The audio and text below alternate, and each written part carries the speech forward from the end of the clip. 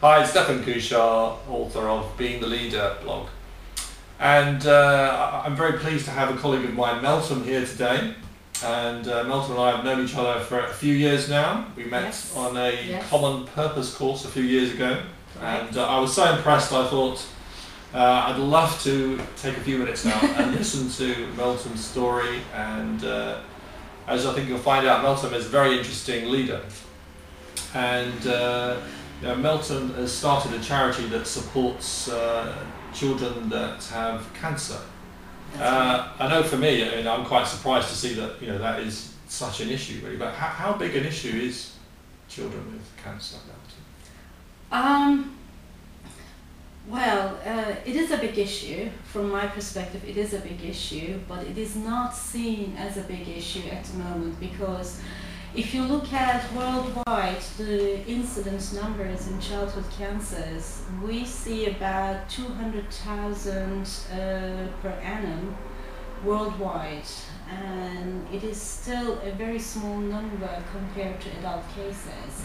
And therefore there is not much attention given to it. It deserves. So I said, well, that's one of the reasons actually I have started, that it should be given more attention, because children are our future.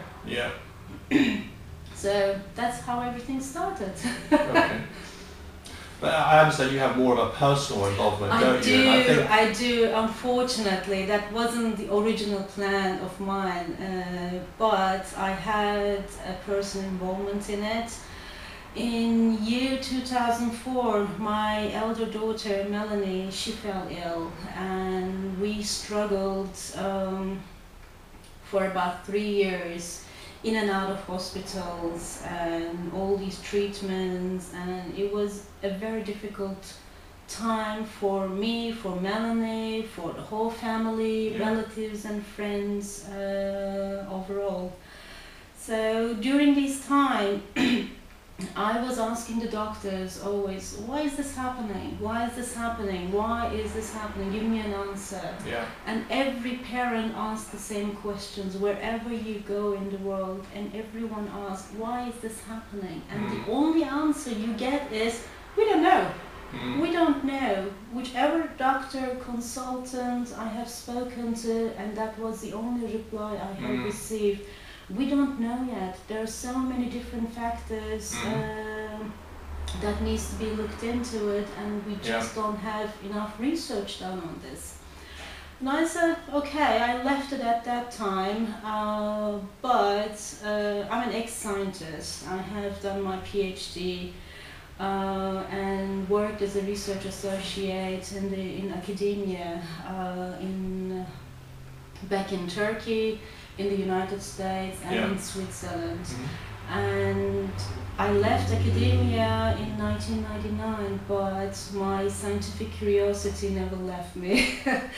So after Melanie passed away in 2007, and my curiosity was kicked in again, and I said, I need answers. I really need answers, and I need to look into this. So as an ex-academic, the first source of information is always, for me, and has been the scientific journals. So I went through about 500 medical publications dated back to 1967 and read what kind of research has been done in this field to find the causes and give me perhaps some answers. And the more I read, the more I realized that despite all the research that has been done, we still know nothing. Absolutely know nothing, and our knowledge is so little, it doesn't get us anywhere. So I said, okay, then I gotta do something about it, because it was not acceptable for me just to say that we know nothing. I could not accept that, and I could not live with that idea. So what did you do? What did I do? Well, I wrote my business case around it, because I have read what has been done and what the issues are and how they can be addressed. And then So you did your business case. I did my business case. Yeah. So who was this? Who was this to then? This was for you or for it was some backing? It was mainly for myself, for Right. my needs. But since I wanted to do something about it and address the issues faced in epidemiology, particularly, and I have spoken to some professors from different universities. So let's just tell our viewers what epidemiology is, because that sounds like a very kind of technical term. So this is about world population. It is about focusing on population studies, right. Primarily, and look into case studies, and there are different levels of epidemiology. You can look at epidemics, endemic cases, and public health overall.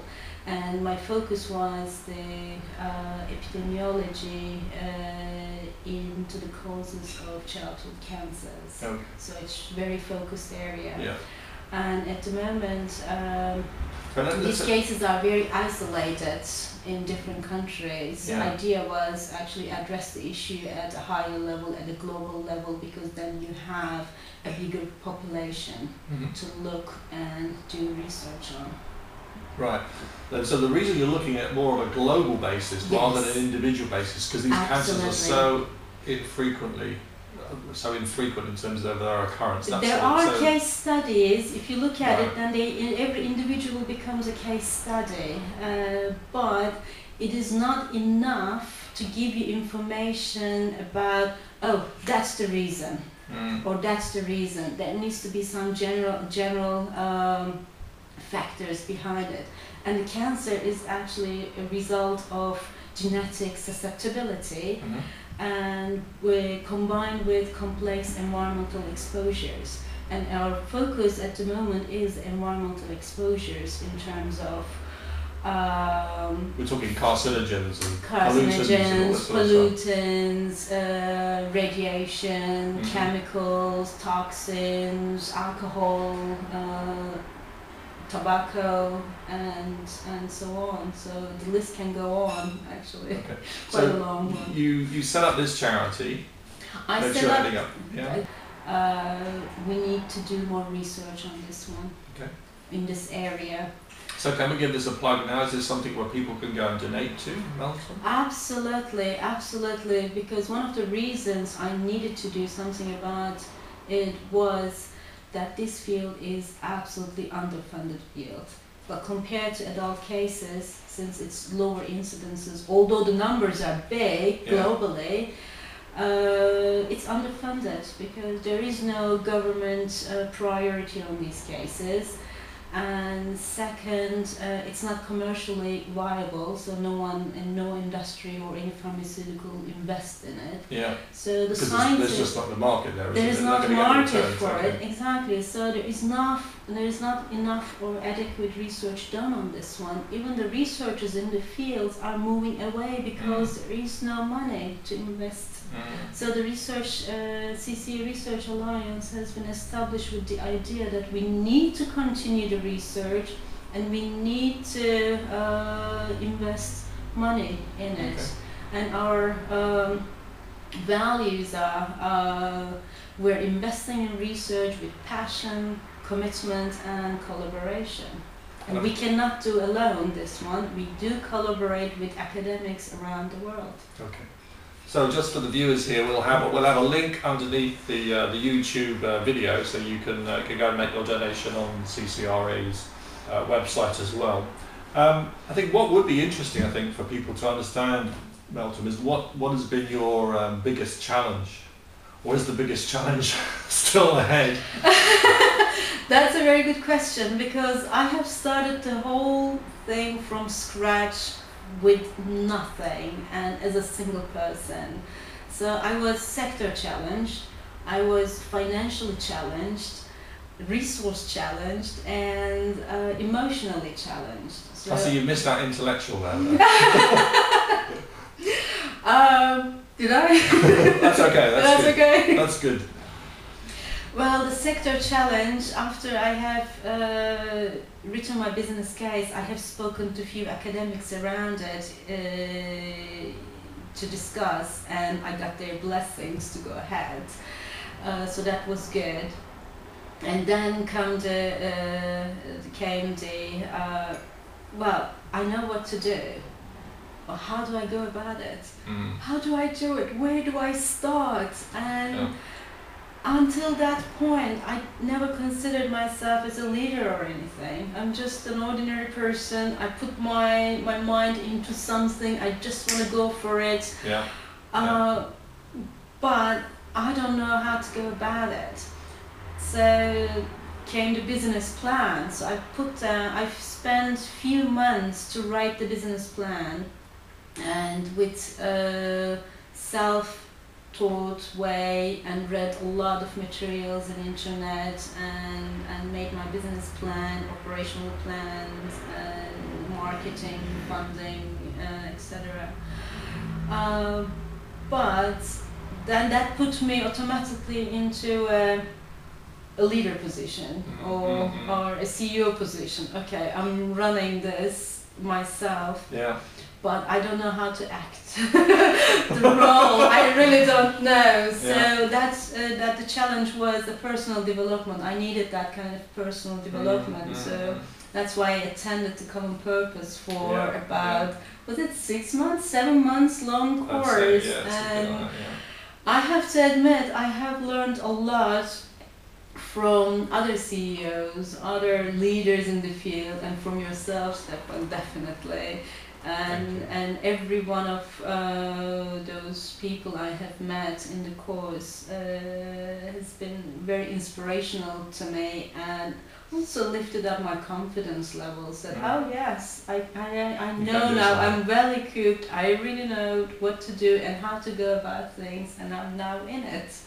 So that was a challenge. So but it's coming along. I'm quite an infant still, but I think it's coming along. I'm learning along. Well, it looks, so looking at the website and the two websites, they do look very, very impressive. I think just as we kind of maybe wrap up a bit, I think, you know, clearly you have a number of different hats or roles that, you know, you're a mother, you're a wife, you're a IT specialist, if I might use the right phrase, and clearly, you know, you're leading this organization. I mean, how do you wear all those hats? It is just changing my hats. From now I'm having my black hat, and then tomorrow I'm wearing my blue hat and the green hat. Yes, there are different challenges around that. And to remind you actually that I'm a full-time employee. I'm an IT business professional in finance sector, and I have an employer in London. But I do my leadership hats on the weekends. So I think it's all about how you manage your time, and where you need to put the focus on, and at what time. And so you must be very disciplined then, Meltem. You have to be very disciplined, and I have to admit, I'm not doing it alone, because this is a job not for one person. I can't do everything myself, even if I want to. There's just not enough time in a day. So I have a good team now, global team. I have volunteers working from different countries, currently from Spain, United States, UK, Czech Republic, New Zealand, and all these, you know, smart, intelligent heads are coming together and producing something.